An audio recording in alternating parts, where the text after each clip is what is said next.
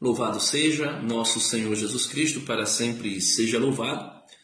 Seja bem-vindo mais uma vez aqui nas minhas redes sociais. Meus amados irmãos, o evangelho de hoje é um evangelho tirado de São Lucas. A gente não vai ler ele, certo? Eu coloquei o evangelho de hoje, mas a gente vai refletir sobre a primeira leitura, melhor dizendo, que é tirada da carta de São Paulo aos Efésios, do capítulo 5, a partir do versículo 21 até o versículo 33. E esse texto ele fala sobre o matrimônio, o sacramento do matrimônio, as atitudes, os comportamentos que nós devemos ter dentro do matrimônio, e também fala do mistério e do misterioso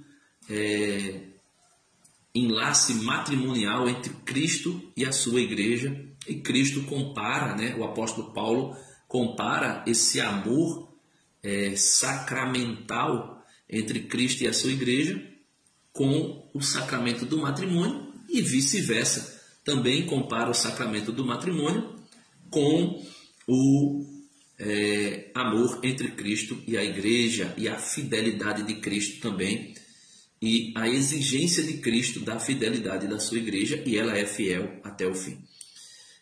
Meus amados irmãos, quando nós falamos de matrimônio, existe sempre muitos tabus, muitos preconceitos, e às vezes até pré-julgamentos, como se ninguém pudesse falar desse sacramento, porque nós somos falhos e pecadores. É preciso nós compreendermos que os casais, principalmente recém-casados, novos, às vezes eles estão envolvidos pela atmosfera romântica, de amor, de paixão, e não conseguem visualizar muito a necessidade dos sacrifícios e das lutas. E do outro lado também, o jovem casal, principalmente acontece muito com os homens, de ter saído de uma vida pregressa, uma vida errada, e quando chega no matrimônio, não consegue viver o matrimônio como deveria. Às vezes até acontece de se realizar adultério. Isso é normal, Denis? Não, não era para ser o normal, mas acontece. E Jesus nos ensina a necessidade do perdão. E por isso eu coloquei aí o tema da reflexão: matrimônio, lugar do perdão. Por quê? Porque existem pequenas traições, que não é o adultério em si, mas existem também os grandes adultérios. E às vezes a pessoa que realiza envolvido por uma atmosfera de prazer, de busca do prazer, de busca de felicidade momentânea, não consegue se dar conta do ato terrível que está fazendo. Mas nunca é tarde para nós nos recuperarmos e nos reconciliarmos. Quando eu digo nós, eu digo de forma geral, porque qualquer pessoa pode cair nesse erro. E o que acontece? Às vezes você erra, seja o homem ou a mulher, mas você pode recomeçar. E quando você recomeça e cai a ficha do erro que você cometeu, você tem a possibilidade grandiosa e ainda mais capacitado, orientado, conduzido pela graça de Deus, de não voltar mais a cometer aqueles atos. Agora, para isso, é preciso a gente compreender a dignidade do matrimônio. E muitas vezes a gente só consegue se dar conta disso anos depois que nós casamos. A não ser que tenhamos uma preparação antes mas bem, vamos dizer assim, robusta, consistente, que não é a realidade de todas as pessoas. Pelo menos não foi a minha. Eu tive alguns encontros, mas não foi a realidade da minha pessoa, por exemplo. Então, vamos lá. Primeira leitura de hoje. Carta aos Efésios, capítulo 5, versículo do 21 ao 33. Eu vou ler todo o texto e depois eu volto meditando esse texto com vocês. Sujeitai-vos uns aos outros no temor de Cristo. As mulheres sejam submissas aos seus maridos, como ao Senhor. Pois o marido é o chefe da mulher, como Cristo é o chefe da igreja, seu corpo, da qual ele é o Salvador. Ora, assim como a igreja é submissa a Cristo, assim também o sejam em tudo as mulheres aos seus maridos. Maridos, amai as vossas mulheres, como Cristo amou a igreja e se entregou por ela, para santificá-la, purificá-la pela água do batismo com a palavra, para apresentá-la a si mesmo, toda gloriosa, sem mácula, sem ruga, sem qualquer outro defeito, semelhante, mas santa e irrepreensível. Assim os maridos devem amar as suas mulheres como o seu próprio corpo. Quem ama a sua mulher, ama a si mesmo. Certamente, ninguém jamais aborreceu a sua própria carne. Ao contrário, cada qual a alimenta e a trata como Cristo faz com a sua igreja. Porque somos membros de seu corpo. Por isso o homem deixará pai e mãe e se unirá à sua mulher. E os dois constituirão uma só carne. Esse mistério é grande, quero dizer, com referência a Cristo e à igreja.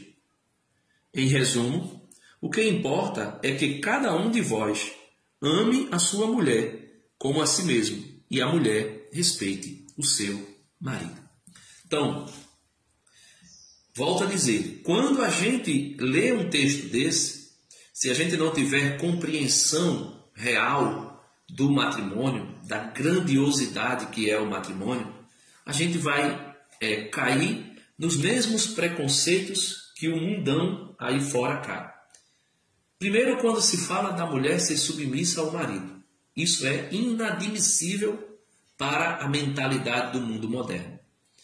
Isso é incompatível com o empoderamento que as mulheres estão recebendo nos dias atuais pelas ideologias feministas.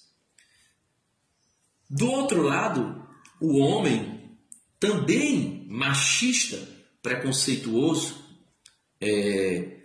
completamente desprovido daquilo que é a realidade matrimonial em Cristo Jesus, ele ignora da parte dele aquilo que é exigido por Cristo, ou seja, o sacrificar-se pela sua esposa e pelos seus filhos. O Catecismo da Igreja nos ajuda a compreendermos essa grande dignidade do matrimônio. Logo no primeiro, José Correia, bom dia, meu irmão. Bom dia, bom dia.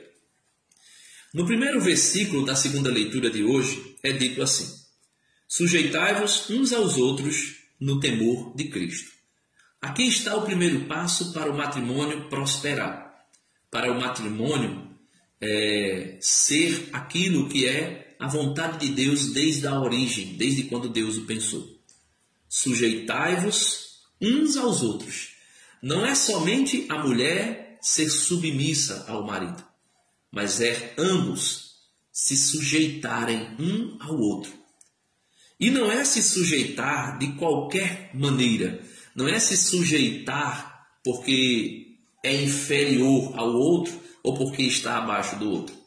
Tem uma interpretação daquele versículo quando Deus criou a mulher, que é uma interpretação assim um pouco, vamos dizer, numa linguagem subliminar, mas é bem interessante, porque diz assim, quando Deus criou o homem, depois diz que Deus colocou um torpor, um sono no homem, e tirou uma costela do homem, e dessa costela do homem criou a mulher.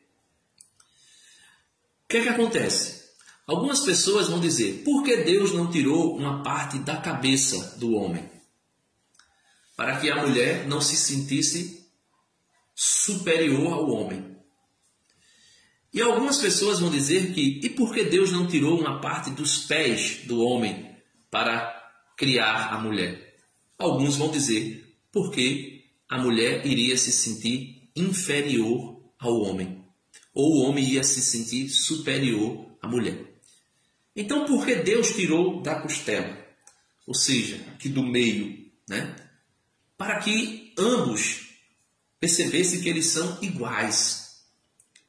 E essa igualdade aqui não é a igualdade da uniformidade, que o homem e mulher sejam iguais em tudo. É igualdade em dignidade.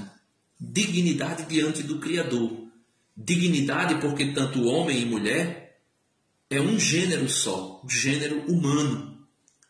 São dois gêneros que existem, o masculino e o feminino, mas de forma, vamos dizer assim, para explicar a dignidade da pessoa, é o gênero masculino, né? Então, ou melhor, o gênero humano, certo? Então, por isso é dito, sujeitai-vos uns aos outros no temor de Cristo. É no temor de Cristo. É debaixo do temor de Cristo.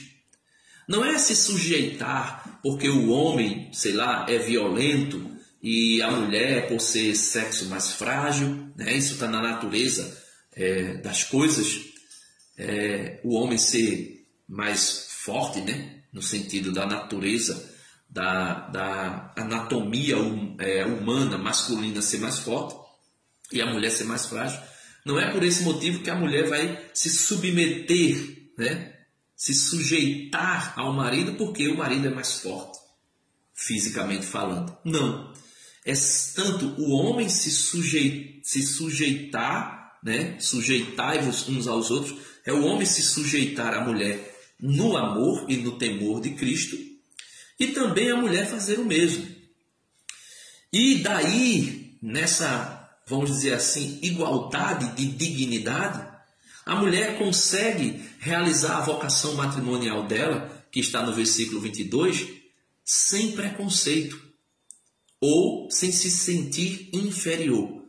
As mulheres sejam submissas aos seus maridos como ao Senhor. Da mesma forma que a mulher deve se submeter à vontade de Deus, a mulher também deve se sujeitar à vontade do marido. Opa, Denis, que é isso? Tu estás ensinando aí machismo? Não. A gente vai no decorrer aqui, você vai ver o próximo versículo 23 e a gente vai perceber que não é machismo. Que essa sujeição da mulher não é porque a mulher é menos digna do marido. Veja, as mulheres sejam submissas aos seus maridos como ao Senhor, né? A igreja é submissa a Cristo. Por quê? Porque Cristo cuida da igreja. Porque Cristo alimenta a igreja. Porque Cristo governa a igreja. Porque Cristo deu a sua vida pela igreja. E é por isso que a igreja é submissa a Cristo. Aí ele vai dizer no versículo 23, pois o marido é o chefe da mulher, como Cristo é o chefe da igreja. Seu corpo, né? Cristo é o chefe da igreja, seu corpo, da qual ele é o Salvador. Então veja, o papel do homem no matrimônio para com a sua esposa é ser cabeça, né? É ser cabeça da mulher, como Cristo é cabeça da igreja. E esse ser cabeça não é porque simplesmente é superior e vai subjugar a mulher. Não, é porque ele tem um papel de zelar por ela, de cuidar da mulher, de alimentar a mulher. E esse alimentar aqui, meus irmãos, não é esse pensamento ideológico feminista, né, ou machista, no sentido de dizer que vai dar o que a mulher precisa como alimento, roupa, banho de lojas. Não é nada disso, nada. Isso não é o essencial no matrimônio. Esse alimentar aqui, esse governar, esse amar, esse cuidar, está ligado ao que o versículo posterior vai dizer. Versículo 24 da segunda leitura. Ora, assim como a igreja é submissa a Cristo, assim também ou seja, em tudo, as mulheres aos seus maridos. E agora vem o porquê Cristo pede que a mulher seja submissa aos seus maridos. Não é inferioridade. Veja, não é inferioridade. Não é, vamos dizer assim, grau inferior de dignidade. Aqui é uma questão de vocação de cada um dentro do matrimônio. A do marido é ser cabeça do matrimônio. A do marido é zelar pelo matrimônio. É amar a sua esposa. É dar a vida por ela. É cuidar dela. O da mulher é se colocar à disposição do marido.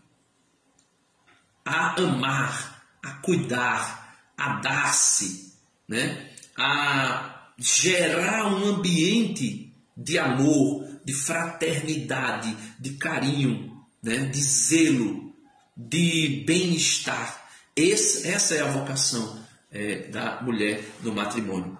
E aqui no versículo 25, São Paulo diz algo que é inaceitável para o mundo moderno. Maridos, amai as vossas mulheres, como Cristo amou a igreja e se entregou por ela. Aí tem gente que diz, tu vai morrer por tua mulher? Tu vai morrer pelo teu marido? Que é isso, menino? Marido é hoje e não é amanhã. Mulher é hoje e não é amanhã. Deixa de ser besta. Deixa de ser idiota. Essa é a mentalidade do mundo moderno. Mas a mentalidade de Cristo é, mulher, se submeta ao seu marido. Porém, Cristo pede que a mulher se submeta ao marido, mas ele exige do marido o que é dito no versículo 25. Maridos, amem as vossas mulheres. Né? Maridos, porque ele estava falando para todos na igreja, né? Mas no singular, marido, ame a vossa mulher, como Cristo amou a igreja e se entregou por ela. Então, o marido, se ele quer uma mulher que seja submissa a ele, se ele quer uma mulher que exerça a vocação a qual Cristo a chamou, ele precisa exercer do outro lado a sua vocação, que é amar a sua mulher e dar a vida por ela, como Cristo amou a igreja e deu a vida pela igreja. E ele continua, versículo 26. Para quê? Para santificar a mulher, para purificar pela água do batismo com a palavra. Então o marido dar a vida pela esposa para levar a esposa ao céu, para santificar a esposa. E esse dar a vida pela esposa, meus irmãos, não é dar a vida somente porque veio um agressor externo para matar ou para fazer qualquer coisa e o marido se sacrifica dando a vida para salvar a mulher. Não é esse dar a vida somente. Isso aí é um ato heróico que pode acontecer e pode nem acontecer no matrimônio. Mas o dar a vida à sua esposa aqui é se sacrificar por ela. Apareceu uma mais novinha, bonitinha? Não. Eu me sacrifico por ela. Se já aconteceu o adultério em algum momento, em fraqueza, porque você não tinha conhecimento do esplendor da sua vocação, pede perdão a Deus, se reconcilia. Né? Ah, minha esposa não ficou sabendo. Não é preciso ela saber. Não, mas eu tenho que pedir perdão à minha esposa. Necessariamente, não. Você pode levar o seu matrimônio ao fim, contanto que você esteja de fato arrependido, confesse esse pecado ao sacerdote, receba a absolvição desse pecado, e aí você repara esse pecado cometido ainda mais amando a sua esposa. E aí você vai fazer o que Cristo disse, né? Para santificar a esposa. O sacramento do matrimônio, meus irmãos, é o segundo sacramento do serviço. O primeiro é o sacramento da ordem. Não vou entrar aqui porque nós não estamos falando de ordenação. O primeiro sacramento do serviço é o da ordem. O segundo é o do matrimônio. Poderíamos dizer, estou classificando primeiro e segundo porque ambos são sacramentos de serviço. Então, o sacramento do matrimônio, a vocação primária do sacramento do matrimônio é eu amar a minha esposa, é eu dar a vida por ela, é eu santificá-la e conduzi-la ao céu. E a mesma coisa a minha esposa fazer por mim. Um ao outro, né? Os cônjuges. E aqui, São Paulo continua dizendo, né? No versículo 27. Para apresentar a esposa, né? Cristo apresentou a igreja a si mesmo, mas nós, homens, devemos nos empenhar, dar a vida pela nossa esposa, santificá-la, para apresentá-la a Cristo gloriosa, sem mácula, sem ruga. E aqui não é ruga física, certo? Sem qualquer outro defeito semelhante, mas santa e irrepreensível. Essa é a vocação do esposo, dar a vida pela esposa. Aí ele vai dizer, né? Você vê que ele pediu lá no início que as mulheres fossem submissas aos seus maridos.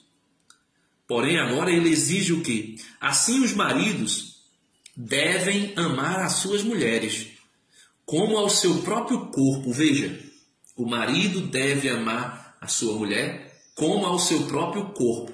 De repente pode ter alguma mulher dizendo assim, rapaz, meu marido está um desmantelo. Meu marido bebe, meu marido está já quase desenvolvendo uma cirrose. Meu marido está gordo porque está comendo demais, a saúde não está boa, já está com princípio de diabetes, né? Pré-diabético, né? Já está aí com problema cardíaco. Então, se o meu marido for me amar como ele ama, né, o seu próprio corpo, eu estou acabada, a mulher pode dizer. Mas lembrem, o perfil aqui não é para alguém que está com uma vida desordenada. É alguém que tem uma ordenação na sua vida, alguém que ama a si mesmo como Cristo pede que nós nos amemos, na dignidade do nosso ser, né? Que nós possamos compreender que nós somos imagem e semelhança de Cristo, e sendo imagem e semelhança de Cristo, nós devemos nos amar de forma extraordinária, não somente no ordinário do dia a dia, mas de forma extraordinária, até se for o caso, sacrificarmos, né, inúmeras coisas por nós mesmos, para o nosso bem, para o bem do nosso corpo, para o bem da nossa alma, para o bem do nosso psicológico. Então, assim os maridos, né, assim, vou botar no singular, porque aqui Paulo falava para a igreja, mas vou falar no singular. Assim o marido deve amar a sua mulher como a seu próprio corpo. Aí ele vai dizer, quem ama a sua mulher, ama-se a si mesmo. Quem ama a sua mulher, ama-se a si mesmo. E por que quem ama a sua mulher, ama-se a si mesmo? Eu vou pular aqui o versículo 29, depois a gente volta para ele, só para você entender porque quem ama a mulher, ama-se a si mesmo. Ele vai dizer, porque somos membros de seu corpo, né? Eu vou continuar aqui, o versículo 29 ainda. Quem ama a sua mulher, ama-se a si mesmo. Certamente ninguém jamais aborreceu a sua própria carne. Ao contrário, cada qual alimenta e a trata como Cristo faz a sua igreja.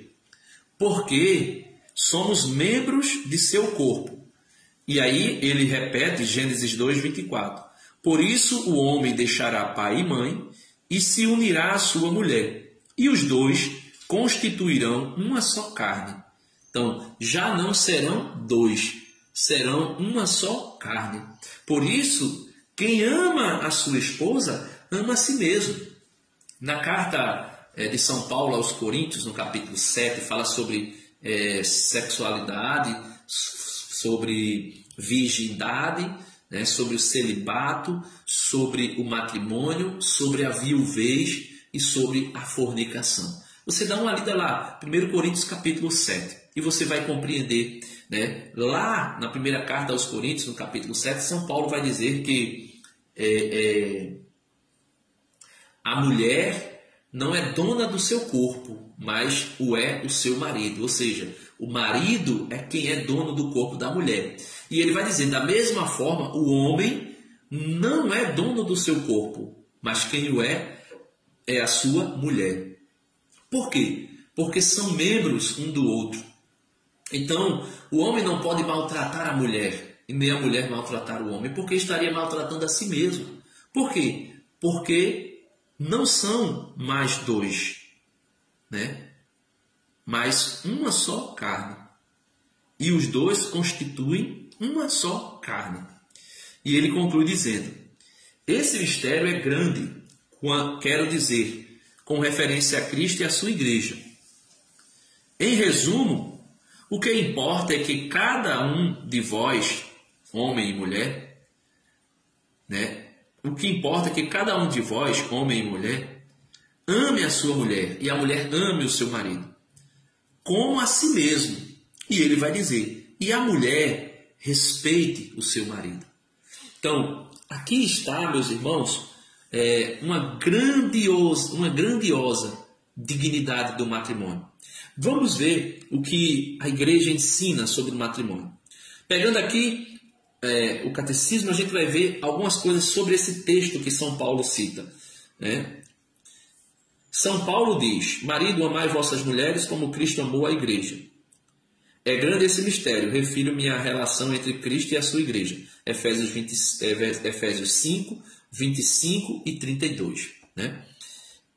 Ele vai dizer, o pacto matrimonial pelo qual um homem e uma mulher constituem entre si uma íntima comunidade de vida e de amor. Veja, o matrimônio faz com que o homem e a mulher constitua entre si uma íntima comunidade de vida e de amor. O matrimônio é uma comunidade de vida e de amor. Né? O matrimônio foi fundado e dotado de suas leis próprias pelo Criador. Por isso, por sua natureza, é ordenado ao bem dos cônjuges, como também a geração e a educação dos filhos. Então, o matrimônio tem duas funções, né?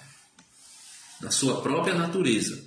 O bem dos cônjuges, né? Ou seja, o casal deve buscar o bem comum, e aí também está a busca do prazer venéreo, né? E o gozo, né? De desfrutar dele.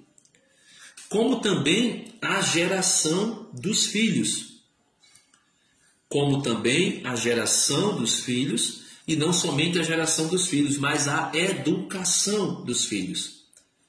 Entre os batizados. Então, o matrimônio só pode acontecer entre batizados. Não é, eu casei no civil, pronto, estou casado. Não. Se você for batizado e casar no civil, também não é casamento. É casamento, mas não é matrimônio. O matrimônio é no Senhor. Por quê? Porque foi Ele, né? Porque foi Ele, o matrimônio, elevado por Cristo, Senhor, à dignidade de sacramento. O matrimônio foi levado por Cristo à dignidade do sacramento. Ele continua. O matrimônio se baseia no consentimento dos contraentes. Então, o casal, o matrimônio só é matrimônio. Por isso tem muita gente que diz assim, eu conheço um casal da Igreja Católica que casou na Igreja Católica e se separou. Né? Não se separou. Pode até ter se separado. Mas vamos dizer assim, se divorciou. Não se divorciou. Por quê? O matrimônio se baseia no consentimento dos contraentes. Isso é, na vontade de doar-se mútua e definitivamente para viver uma aliança de amor fiel e fecundo. Então, se tem algo que não está dentro da natureza do matrimônio e as pessoas assim mesmo contraem o matrimônio, tem inúmeras questões que podem fazer com que esse matrimônio não tenha acontecido, seja um casamento nulo e a nulidade, e a nulidade do matrimônio seja conhecida. Nulidade não é anulação, é a nulidade, ou seja, que não aconteceu, foi nulo. Então existem inúmeras questões. Uma mentira, uma segunda família, ou uma primeira família, ou, sei lá, a pessoa tem filhos, né, de um outro matrimônio, não contou para a esposa, a pessoa, sei lá, é doente de uma doença venérea, a pessoa é infértil e sabia e não contou para a esposa. São coisas que, uma mentira por trás que pode pode fazer com que esse casamento não exista, tenha sido nulo. Né? Eu não sei quais são todas, mas você pode pesquisar aí. Né? Ele vai dizer: a unidade e a indissolubilidade e a abertura à fecundidade são essenciais no matrimônio. Então veja, a unidade, né? A unidade, os dois se tornarem um e quererem isso. A indissolubilidade, ou seja, o casamento é até que a morte nos separe, e a gente vai ver isso aqui na carta de São Paulo aos Coríntios. E a abertura à fecundidade são essenciais no matrimônio. Então, primeiro, eu quero me unir verdadeiramente com a minha esposa. Segundo, eu reconheço que o casamento é para toda a vida. E terceiro, eu me abro para a geração de filhos. E por que o casamento é para toda a vida? Vamos ver aqui o que São Paulo diz aos Coríntios. São Paulo escrevendo aos Coríntios, no capítulo 7, como eu falava, que ele fala do matrimônio nesse capítulo. São Paulo escrevendo aos Coríntios, São Paulo vai dizer assim no versículo 39, 1 Coríntios 7, 39. A mulher, e aqui a gente pode colocar o marido também, a mulher está ligada ao marido enquanto ele viver. Mas se morrer o marido, ela fica livre e poderá casar-se com quem quiser, contanto que seja no Senhor Jesus. Então não é um casamento qualquer, não é somente um civil e pronto, acabou. Tem que ser um casamento no Senhor, tem que ser um matrimônio, né, no Senhor.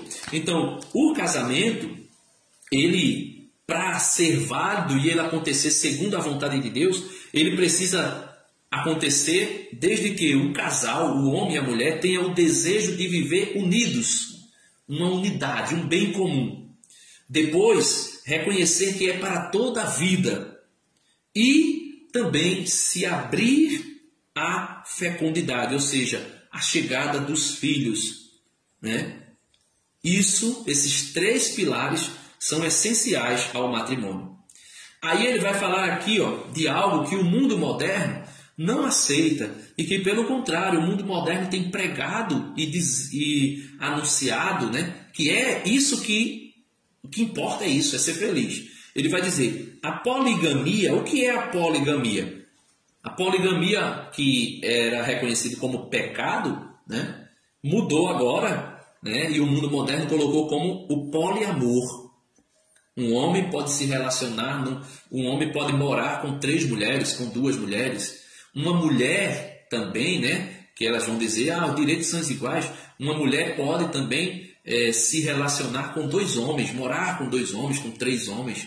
Né? E aí a gente vê na televisão as entrevistas de pessoas que estão vivendo esse tipo de relacionamento e quer dizer que isso é matrimônio, que isso é aquilo que foi vontade de Deus, quando na verdade não é.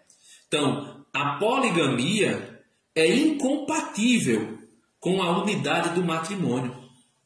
Gênesis 2:24 vai dizer que Deus criou o homem e a mulher. E por isso o homem deixará a casa do seu pai e se unirá à sua esposa. E os dois não serão mais 2, mas serão uma só carne.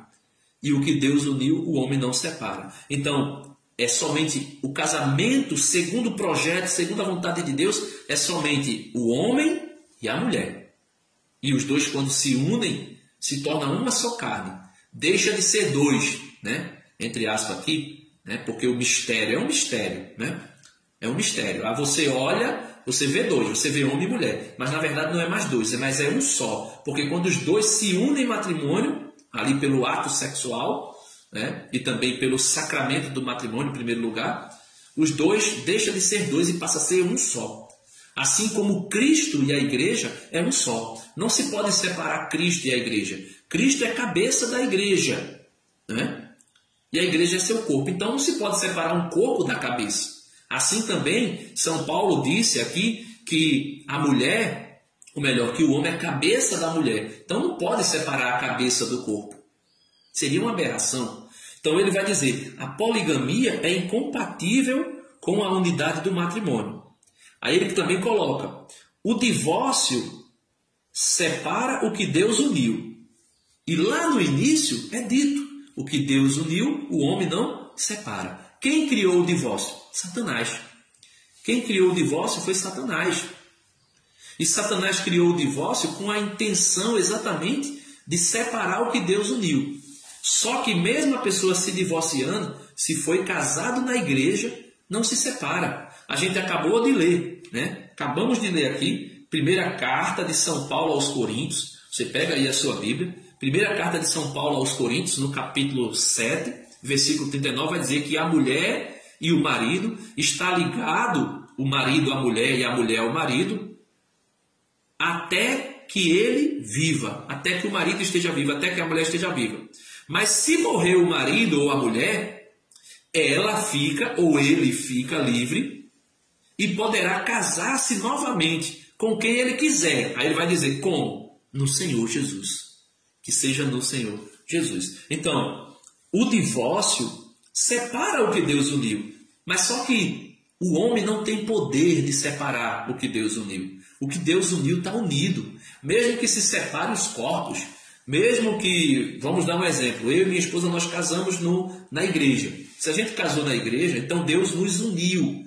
E nos uniu no mistério, onde o Espírito Santo, ele entra no matrimônio e ele une o matrimônio, né? O Espírito Santo é como se fosse a aliança, né? A gente não usa essa aliança aqui. Veja, a aliança, ela tem um começo, mas não tem um fim. Ela né? Não tem aqui. Essa caneta, ó, tem um começo e com o passar do tempo chega a um fim. Mas a aliança não, ó. A aliança é eterna. Ela dura até que a morte de alguém aconteça. Então, o que Deus uniu é eterno. O homem não separa. Ah, Denis, mas eu escutei dizendo lá no livro de Mateus, no capítulo 19 do Evangelho de Mateus, que Jesus permitiu o divórcio. Vamos ver. Vamos ver se Jesus permitiu o divórcio. Mateus, capítulo 19, né? Pega aí a Bíblia. Mateus capítulo 19 vai dizer assim, após esses discursos, Jesus deixou a Galiléia e veio para a Judéia, além do Jordão. Então Jesus foi para a Judéia. Estando ele na Judéia, uma grande multidão o seguiu, e ele curou seus doentes. Os fariseus, que eram inimigos de Jesus, fariseus, saduceus, escribas, herodianos, eles eram inimigos de Jesus. Aí os fariseus vieram perguntar-lhes, não porque queriam aprender sobre o matrimônio. Veja o que diz aí. Os fariseus vieram perguntar-lhe para pô-lo à prova, para colocar Jesus à prova e pegar Jesus de alguma maneira para dizer que Jesus estava ensinando heresia, para dizer que Jesus estava ensinando algo que era contrário à vontade de Deus e assim poder acusar Jesus de blasfêmia e matar Jesus. Então, os fariseus vieram perguntar-lhe para pô-lo à prova. É permitido a um homem divorciar-se de sua mulher por um motivo qualquer? A pergunta foi essa. Jesus vai dizer, respondeu-lhe Jesus, Mateus capítulo 19, versículo 4. Respondeu-lhes Jesus, não lestes que o Criador no começo, veja, Jesus leva lá para o início, lá para a criação, lá para o Éden, quando Deus criou Adão e Eva. Ele vai dizer, não lestes que o Criador no começo fez o homem e a mulher e disse, Por isso, o homem deixará seu pai e sua mãe e se unirá à sua mulher, e os dois formarão uma só carne. Eu posso me separar de mim mesmo? Eu não posso. Se eu for tirado de mim mesmo, pelo menos a minha alma for separada do meu corpo, o meu corpo morrerá. Então, essa união que Deus faz do homem e da mulher, dizendo que o homem, se unindo à sua mulher, se torna um só, é como eu e a minha alma. Eu não posso ser separado. Se a minha alma se separa do meu corpo, eu morro. Entende? Então ele está dizendo que o homem e a mulher, quando se unem em matrimônio, não podem se separar. E essa separação só pode acontecer na morte. Quando é que a alma se separa do corpo? Quando o corpo morre. Assim, o homem e a mulher não podem se separar do seu marido. Porque se separa, só com a morte. E ele vai dizer, assim já não são dois, mas uma só carne. Portanto, não separe o homem o que Deus uniu. Portanto, não separe o homem o que Deus uniu. Mateus 19, versículo 7, continuando. Disseram então os fariseus, por que foi que Moisés ordenou dar um documento de divórcio à mulher ao repudiá-la? Aí eles disseram, olha, então por que foi que Moisés permitiu o divórcio? Veja, Moisés não permitiu o divórcio, certo? Moisés não permitiu o divórcio. O que aconteceu foi que o homem e a mulher, quando se contraem, em matrimônio, se torna uma só carne. E acontecia, o homem às vezes, a mulher, mas mais o homem por ser machista, a mulher adulterava e por causa do adultério, o homem, por ser duro de coração e não aceitando perdoá-la, o que é que o homem fazia? Apedrejava. Moisés, para colocar um limite na liberdade matrimonial, Moisés disse, olha, tá aí, quem adulterará será apedrejado até a morte. Lembra daquela mulher que foi levada até Jesus e disseram, olha, Senhor, essa mulher foi pega em adultério, flagrante adultério. E a lei diz que ela deve ser apedrejada até a morte. A lei não dizia que ela deveria ser apedrejada até a morte. Quem colocou essa pena capital foi Moisés. A lei vai dizer apenas, não adulterarás. O mandamento de Deus é, não adulterarás. Moisés, como viu que o adultério acontecia, Moisés, para impor um limite, Moisés disse, quem adulterar morre. Quem adulterar vai morrer. O que aconteceu? As mulheres adulteravam, os homens também, mas pela a cultura, o adultério acontecia. Por exemplo, Davi adulterou, mas Davi morreu? Não, primeiro era rei, segundo era homem. Mas Davi adulterou. Davi se envolveu com a mulher de Urias. Veja que Davi tinha 600 mulheres e 700 concubinas. Então, ele tinha várias mulheres. Então, ali ainda era uma cultura. Aqui a gente viu que a poligamia, um homem ter várias mulheres ou uma mulher ter vários homens, não é compatível com o matrimônio. Por quê? Porque a origem do matrimônio, quando Jesus diz aqui, Jesus leva os fariseus à origem. Lá na origem, não era assim. Lá na origem, o homem deixa a sua mãe e o seu pai e se une com a sua mulher. E os dois serão uma só carne. E o que Deus uniu, ninguém separa. Aí eles vão dizer, por que então Moisés ordenou dar um documento de divórcio para a mulher que fosse repudiada? Versículo 8. Jesus respondeu, é por causa da dureza do vosso coração, que Moisés havia tolerado o repúdio das mulheres. Mas no começo não foi assim. Então, no começo, o homem se unia à sua mulher e só a morte separava. São Paulo deixa isso claro. Mas como o homem e a mulher adulteravam, Moisés estabeleceu uma pena. Quem adulterar será apedrejado e será morto. Como mesmo com a pena não... É como hoje. O pessoal diz, pena de morte. Se botar pena de morte resolve. Não resolve. Inúmeros países têm pena de morte e mesmo assim as pessoas continuam cometendo crime. Então Moisés pensou, se eu colocar uma pena capital de morte, as pessoas irão obedecer o matrimônio. Ou melhor, irão obedecer o mandamento, não adulterarás. Só que o povo continuou caindo em adultério. Aí Moisés, vendo que os maridos estavam matando as suas mulheres por causa da dureza do seu coração e não as perdoava, e vice-versa, né? Só que na cultura era uma cultura bem, não vou dizer machista, mas uma cultura onde o homem tinha uma hegemonia sobre a mulher e entendia que poderia até matar a mulher, coisa que Jesus vem trazer uma realidade nova para isso. Não nova, mas vem resgatar a dignidade inicial do matrimônio, né? Segundo o projeto de Deus. Aí, então adulterava, matava. E Moisés disse, olha, eu pensei que a pena de morte ia resolver, mas não resolveu. Então o que é que eu faço? Aí Moisés vai e permite o repúdio. Permite dar uma carta de divórcio, que na verdade não é uma anulação do casamento, ou não é uma separação, porque o que Deus uniu, o homem não separa. Então,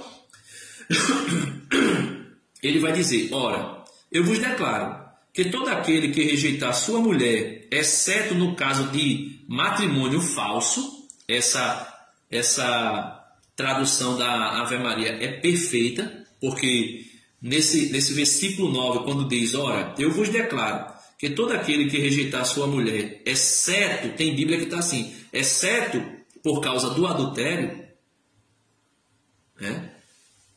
e desposar uma outra mulher, comete adultério contra a primeira.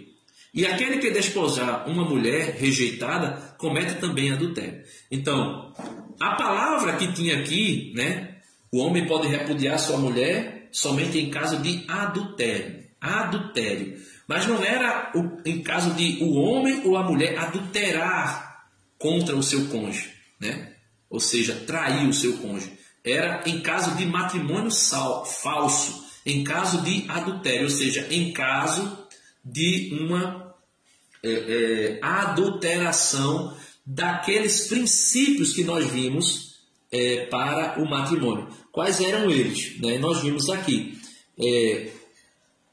o desejo da unidade permanente, a indissolubilidade do matrimônio e a abertura à vida. Esses são os 3 pilares do sacramento. Se eu vou contrair o matrimônio sem querer me unir verdadeiramente com a minha esposa, sem querer e sem ter a ciência de que eu devo viver com ela até a minha morte ou a morte dela, e sem querer estar aberto à fecundidade, ou seja, à vinda dos filhos e à fecundidade, à geração de vida, não somente vida no sentido de gerar filho, mas gerar vida no matrimônio, então é um matrimônio adulterado, ou seja, é um matrimônio falso. E nessa condição, aí Jesus diz, assim pode se separar. Por quê? Porque não aconteceu o verdadeiro matrimônio. Foi um matrimônio falso. Aí sim, vocês podem se separar e não cometerão adultério se unir com outra pessoa. É o que aconteceu inúmeras vezes. Tem pessoas perto da gente que o seu matrimônio foi reconhecido nulo. Por quê? Foi reconhecido que aquele matrimônio não existiu. Era falso. Era um matrimônio falso, não existiu. A aparência total era de válido, era de verdadeiro, mas na verdade era falso. Na verdade era falso. E por esse motivo é reconhecido nulo.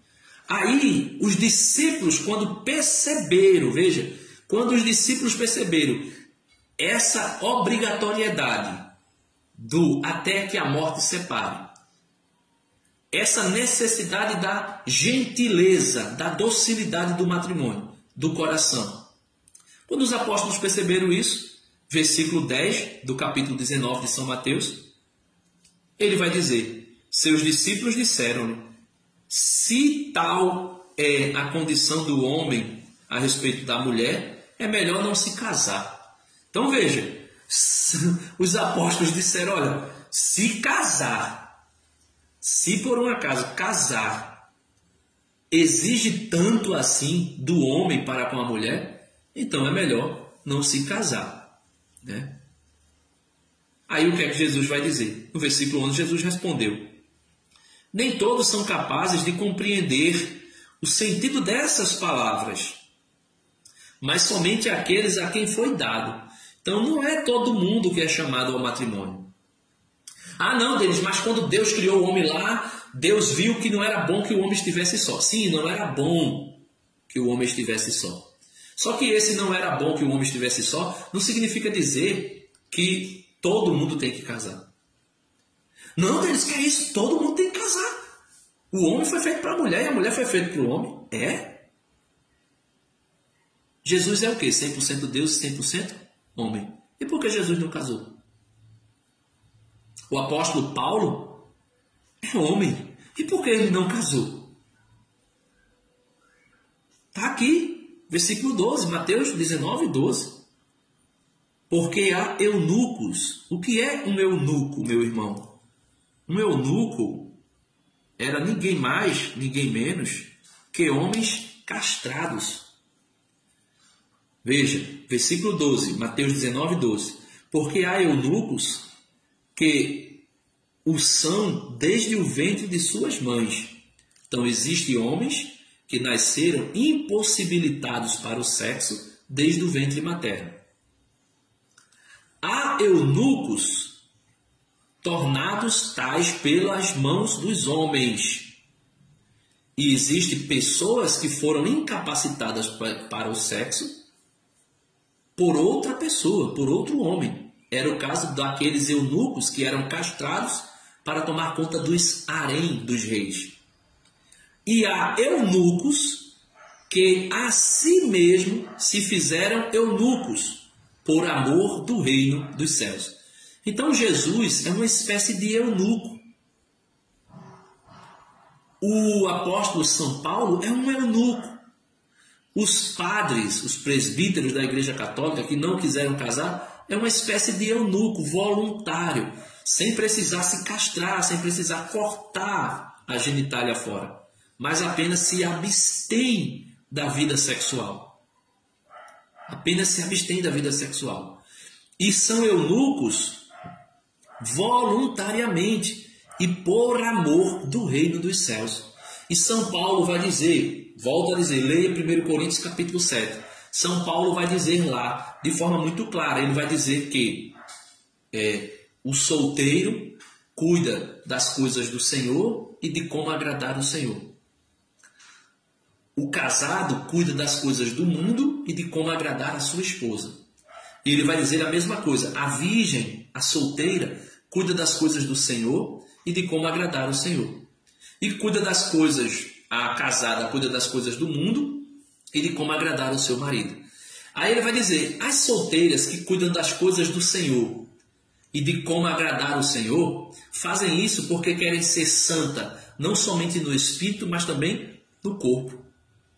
Veja, seja, se dedicar inteiramente ao Senhor, completamente ao Senhor. E Jesus vai dizer que existem 3 tipos de pessoas que fazem isso, que optam em viver, né? Existem 3 tipos de pessoas que fazem isso, né? Ou são feitos assim.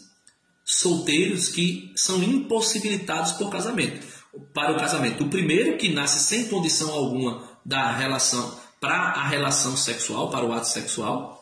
O segundo, que pessoas o fazem, né? Por exemplo, existia um político aí que estava querendo estabelecer uma pena de castração química para o estuprador, ou seja, castrar o estuprador, ou seja, impossibilitá-lo para a prática sexual, pelo menos de forma natural. Impossibilitá-lo para a prática sexual. Isso é uma forma de fazer alguém eunuco, ou seja, incapaz para o sexo. E Jesus vai dizer que existe aquele que se faz, né, que se abstém do prazer sexual, do ato sexual, porque quer dedicar toda a vida, não somente a vida espiritual, mas também todo o seu corpo para Cristo. Aí alguém diz, isso é terrível, isso não existe. Mas Jesus disse, quem puder compreender, compreenda. Quem não puder, vai ficar dizendo, isso é besteira, isso aí é invenção da igreja. Não é invenção da igreja. Por que é que você vê tanta gente casando e se separando? Por que é que você vê tanta gente casando e sofrendo no matrimônio? É porque muitos não tinham nem vocação para isso, mas querem fazer segundo a sua vontade. Não procuram conhecer qual é a sua vocação. Aí sofrem, e sofrem muito, muito, muito mesmo. E para concluir, o catecismo vai dizer assim, né? A recusa da fecundidade desvia a vida conjugal de seu dom mais excelente, a plore, a criação dos filhos, né? A geração dos filhos. O novo casamento dos... não é isso aqui não. Versículo número 1666 do Catecismo. O lar cristão é o lugar em que os filhos recebem o primeiro anúncio da fé. Por isso o lar é chamado, com toda razão, de igreja doméstica, comunidade de graça e de oração, escola das virtudes humanas e da caridade cristã. Deus abençoe você.